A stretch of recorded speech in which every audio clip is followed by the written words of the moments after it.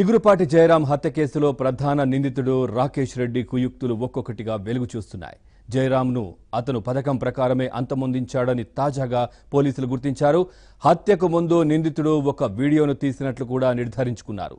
ఖాళీ దస్తావేజులపై బలవంతంగా జయరాంతో సంతకాలు చేయిస్తున్న దృశ్యాలు అందులో ఉన్నట్లు నిర్ధారణకు వచ్చారు. చంపాలనే నిర్ణయానికి వచ్చిన తర్వాతే నిందితుడు వీడియో చిత్రీకరణ కుట్రకు తెరలేపాడని తెలిపారు.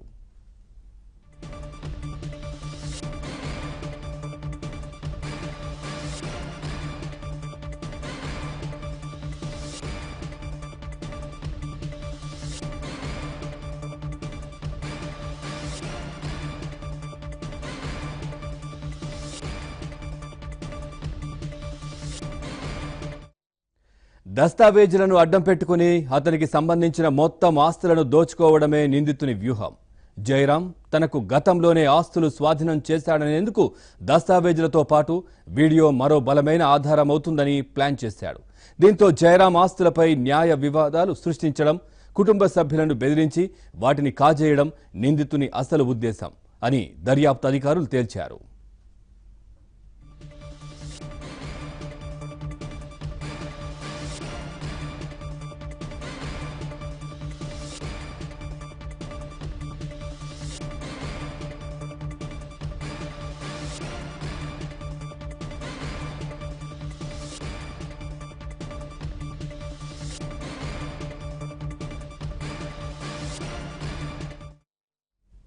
వీడియో చిత్రీకరణ సమయంలో ఇతర నిందితులు ఎస్ఆర్ నగర్కు చెందిన నగేష్తో పాటు విశాల్ అక్కడే ఉన్నట్లు కూడా గుర్తించారు.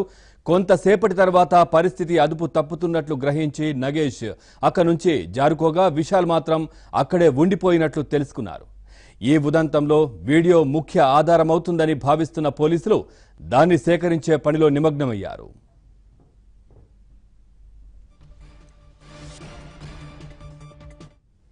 గత నెల 30న జూబ్లీహిల్స్లోని వీణా ఇంటికి తీసుకువెళ్తున్నట్లుగా జయరాంను ప్రధాన నిందితుని స్నేహితుడు కిషోర్ నమ్మించాడు.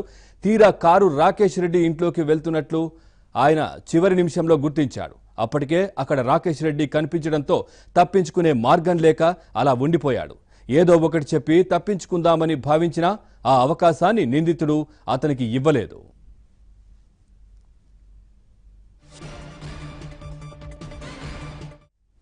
ఓ వ్యాపారికి తప్పనిసరిగా డబ్బు సర్దుబాటు చేయాల్సిన పరిస్థితుల్లో ఉన్న రాకేష్ రెడ్డి ఎలాగైనా జయరాం నుంచి డబ్బు రాబట్టేందుకు శత విధాలా ప్రయత్నించాడు. ఒత్తిడి తెచ్చి ఆయనతో డబ్బు సర్దుబాటు చేయాలంటూ పలువురికి ఫోన్లు చేయించాడు. అందులో భాగంగానే కోస్టల్ బ్యాంక్ ఉద్యోగి ఒకరు 6 లక్షలు దస్పలా హోటల్కు తీసుకొచ్చి అప్పగించాడు అని పోలీసులు తెలుసుకున్నారు. ఆ డబ్బు తీసుకున్నది సదరు స్థిరాస్తి వ్యాపారే అని గుర్తించి ఆ సొమ్మును స్వాధీనం చేసుకున్నట్లు తెలిసింది.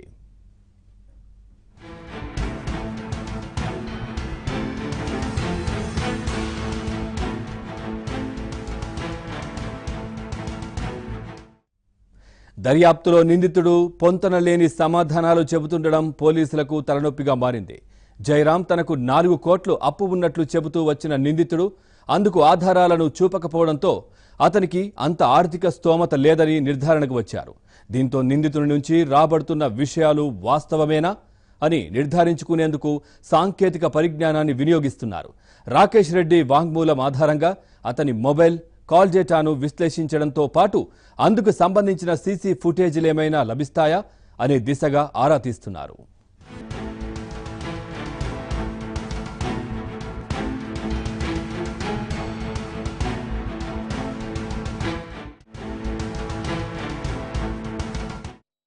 మరోవైపు విచారణలో రాకేష్ భూదందాలు ఒక్కొక్కటిగా వెలుగులోకి వస్తున్నాయి. పోలీసులతో కలిసి చేసిన సెటిల్మెంట్లు బయటపడుతున్నాయి.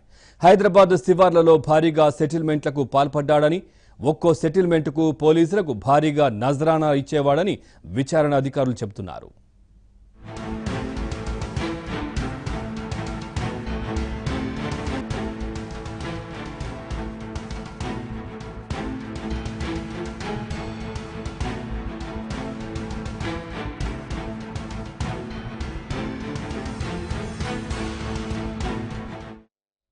గచ్చిబౌలి, మాదాపూర్, శేర్లింగంపల్లి, హయత్ నగర్, ఆదిభట్ల, జీడిమెట్ల, కుత్బుల్లాపూర్ ప్రాంతాల్లో పెద్ద ఎత్తున సెటిల్మెంట్లు జరిగినట్లు తెలిపారు.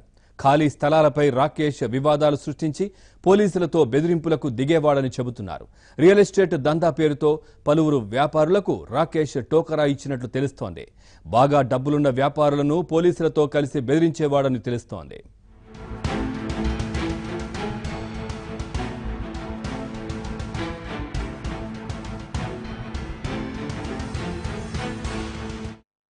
పదకొండు మంది పోలీసు అధికారులతో రాకేష్ రెడ్డికి సంబంధాలు ఉన్నట్లు విచారణ అధికారులు గుర్తించారు. దీంతో ఈ పోలీసులపై అంతర్గత విచారణ చేపట్టారు.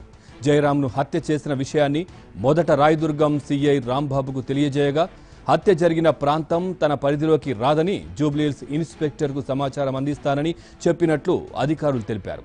అయితే జూబ్లీహిల్స్ పోలీసులను బురుడీ కొట్టించి రాకేష్ రెడ్డి పరారైనట్లు తెలుస్తోంది.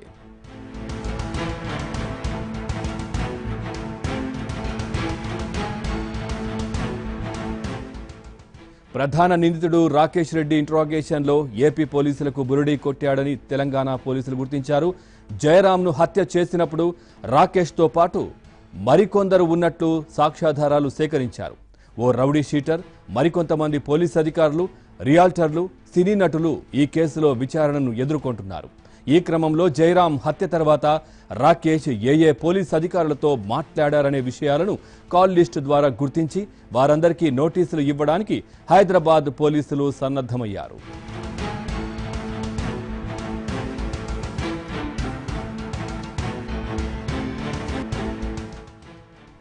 జయరాం హత్యలో రాకేష్ రెడ్డి, శ్రీనివాస్ కాకుండా ఎవరైనా పాల్గొన్నారనే కోణంలో పోలీసులు దర్యాప్తు చేస్తున్నారు. ఇప్పటికే సుమారు 30 మందిని పోలీసులు ప్రశ్నించారు. హత్య తర్వాత రాకేష్ ఏ పోలీస్ అధికారులతో మాట్లాడారనే విషయాలను కాల్ లిస్టు ద్వారా గుర్తించి వారందరికీ నోటీసులు ఇవ్వడానికి హైదరాబాద్ పోలీసులు సన్నద్ధమయ్యారు.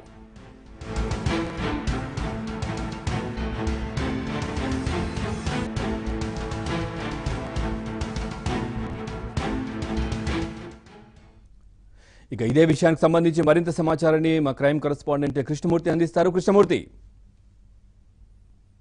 చిగురుపాటి జయరాం హత్య కేసులో 6వ రోజు విచారణ కొనసాగుతుంది. ఇప్పటికే రాకేష్ రెడ్డి జయరాం ఆస్తులపై కన్నేసి ఆ ఆస్తులు మొత్తం కాజేయడానికే హత్యకు పాల్పడినట్లుగా నిర్ధారించారు. ప్రస్తుతం ఈ కేసు సంబంధించి ఆ రోజు మర్డర్ జరిగిన తర్వాత ఎవరెవరు పోలీస్ ఆఫీసర్లు అతనికి సహకరించారనే దానిపై కూడా ప్రధానంగా విచారణ కొనసాగుతుంది. ఇప్పటికే అతను కొంతమందితోటి పోలీస్ ఆఫీసర్లు అదేవిధంగా రియల్ ఎస్టేట్ వ్యాపారులతో కలిసి భూదందాలకు పాల్పడినట్లు కూడా పోలీసులు గుర్తించడం జరిగింది. అయితే ఇప్పటికే దాదాపుగా ఏసీపీ అదేవిధంగా 2 ఇన్స్పెక్టర్లపై కూడా బదిలీ వేటు పడింది. జయరాం హత్య కేసు తర్వాత పోలీస్ ఆఫీసర్ల ప్రమేయంపై కూడా పోలీసులు ఆరా తీసిన పరిస్థితి కనిపిస్తుంది. ప్రస్తుతము ఈ కేసుకు సంబంధించి ఆ రోజు ఎవరెవరికి ఫోన్ చేశారు రాకేష్ రెడ్డి, ఇక్కడి నుంచి ప్రమాదంగా చిత్రీకరించారని చెప్పేసి ఏ ఆఫీసర్లు అతనికి సలహా ఇచ్చారనే దానిపై కూడా ప్రధానంగా విచారణ కొనసాగుతుంది. ఈ రోజు ఎవరైతే 2 ఇన్స్పెక్టర్లు అదేవిధంగా ఏసీపీని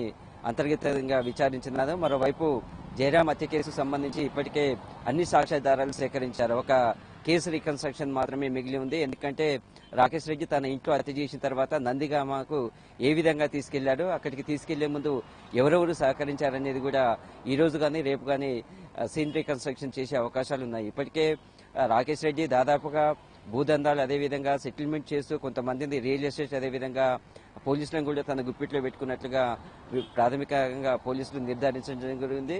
వారికి సంబంధించింది కూడా పూర్తిస్థాయి అయితే విచారణ కొనసాగుతుంది. ఈ రోజు 6వ రోజు విచారణ కొనసాగుతున్న నేపథ్యంలో ఇంకా ఎలాంటి విషయాలు వెలుగు చూస్తాయనేది కూడా ప్రధానంగా ఇంకా తెలియాల్సింది. ప్రస్తుతం అయితే 6వ రోజు విచారణలో ఎవరెవరిని పోలీస్ స్టేషన్ ఏసీపీ ఆఫీసు పిలిపించి ఇక్కడ విచారణ చేస్తారా లేకపోతే అంతర్గతంగా విచారణ కొనసాగుతుందా అనేది విషయాలు మాత్రము తేలాల్సింది. ప్రస్తుతం అయితే ఇంకా 8 రోజుల కస్టడీ అదనంగా అడిగారు కాబట్టి 8 రోజుల కస్టడీలో రాకేష్ రెడ్డి అదేవిధంగా అతనికి సంబంధించి హత్యకు సహకరించిన వారి నుంచి కూడా ఎలాంటి విషయాలు బయటకు వస్తాయనేది వేచి చూడాల్సింది. Video Sanjit Krishnamurthy, ABN Andhrajyothy, Hyderabad.